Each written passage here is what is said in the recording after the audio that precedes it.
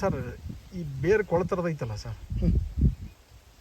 ಈ ನೀರು ಜಾಸ್ತಿ ಆಗಿ ಕೊಳ್ತತಿ ಅನ್ಸತ್ತ ಅದು ಕಮ್ಮಿ ಆಗಿ ಕೊಳ್ತತಿ ಅನ್ಸತ್ತ? ಇದು ನೀರು ಜಾಸ್ತಿ ಆಗಿ ಕೊಳ್ತದೆ ಸರ್.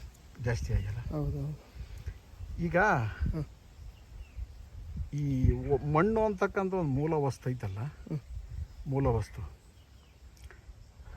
ಅದಕ್ಕೆ ಜೈವಿಕ ಶಕ್ತಿ ತುಂಬ ಕೆಲಸ ನಾವು ಮಾಡ್ಬೇಕಲ್ವ? ಮಾಡ್ಬೇಕು ಸರ್. ಮಾಡ್ಬೇಕು ತಾನೆ? ಮಾಡ್ಬೇಕು.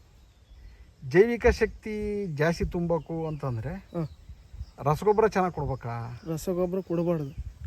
ಹೌದಲ್ಲ ಸರ್? ಹೌದು. ತೋಟಗಾರಿಕೆ ಬೆಳೆಯಲ್ಲಿ ರಸಗೊಬ್ಬರದ ಅವಶ್ಯಕತೆ ಐತಿ ಅನ್ಸುತ್ತೆ? ಇಲ್ಲ ಇಲ್ಲ ಇಲ್ಲ.